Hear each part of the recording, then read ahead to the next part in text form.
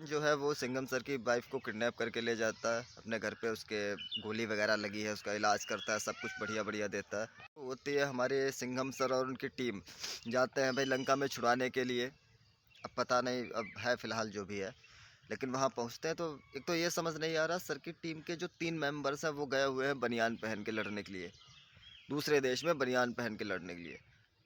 भैया ये बता दो कि शौर्य को दिखावे की चीज़ें कब से कर दी आपने? जहाँ पे देखिए दिखावा दिखा रहे हैं बस।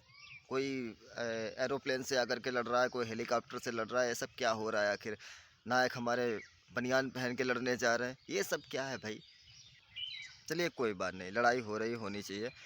अब कमाल की बात ये होती है कि जब हमारे नायक और विलन आमने सामने आते हैं तो एक विचारधारा की लड़ाई वहाँ पे होती है। जब विलन अपनी विचारधारा बताता है कि तुमने हमारे फैमिली मेम्बर्स को मारा वगैरह वगैरह, लेकिन नायक आप टच कर रहे हैं प्रभु राम को, मर्यादा पुरुषोत्तम प्रभु राम ने रामायण को मेंशन किया है, तो कम से कम भगवान राम को थोड़ा सा उनका चरित्र भी बताएं। जो रामायण के प्रभु राम हैं, उनका ओहदा इतना, व्यक्तित्व उनका इतना हाईली था कि जब रावण ने उनकी वाइफ को किडनैप किया, सीता माता को किडनैप किया, उसके बावजूद भी वो लास्ट तक उसे माफ़ करने की बात करते रहे।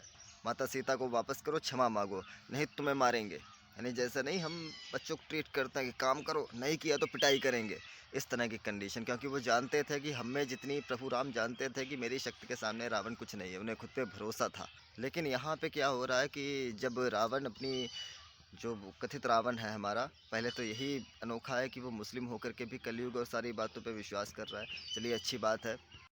लेकिन उससे हमारे नायक सिंघम सर सिर्फ धमकियों में बात करते हैं कि मारेंगे, वो टेररिस्ट थे तुम्हारे खानदानी, उन्हें मारा, जहाँ जाओगे मारेंगे वगैरह वगैरह। और लास्ट तक जब वो उसे मार देते हैं विलन को, सबसे जो मुझे बुरा लगा है पूरी फिल्म में कि यही मेंशन करते हैं कि तुमने मेरी वाइफ को हाथ क्यों लगाया। कहीं पर भी पूरी फिल्म में आप ये नहीं देखेंगे कि शुरुआत में जो 11 पुलिस वाले मारे गए थे उनका बाद में कहीं पर मेंशन भी किया हो पूरी फिल्म में। और जबकि विलन का तो कुछ समझ ही नहीं आता कि इतना बुरा क्यों है, कि आखिर ये पता नहीं। और ऊपर से फिल्म इंटरनेशनल लेवल पे चल रही है, लेकिन बहुत छोटी छोटी जातिगत चीज़ें बीच बीच में, जय महाराष्ट्र, मैथिली मराठा नहीं, ये सब क्या हो रहा है भाई? आप बराबरी कर रहे हो मार्वल यूनिवर्स की। जो फिल्में आज वो लड़ाई दिखाते हैं ग्रहों के बीच की, यानी उन्हें पता है ये चीज़ें संभव नहीं है, ऐसा लड़ाइयाँ वो कहाँ का कहाँ दिखा रहा है। और आप कितनी छोटी सोच की चीज़ें दिखा रहे हो। यहाँ तक कि इतने डेवलपमेंट में अब तलवार और ये सब लड़ाइयाँ दिखा रहे हो। और ध्यान से अगर आप देखें तो मार्वल यूनिवर्स में वो कुछ भी दिखाएं, वीभत्स दृश्य नहीं दिखाते हैं।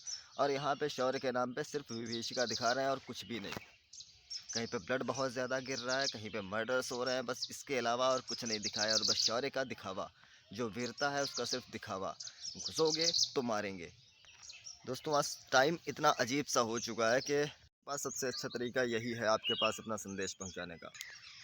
मुझे बड़ा अजीब सा लगता है कि आजकल हम सब ये भूल ही चुके हैं कि हम बाकी कुछ भी होने के साथ साथ भारत देश के नागरिक भी हैं।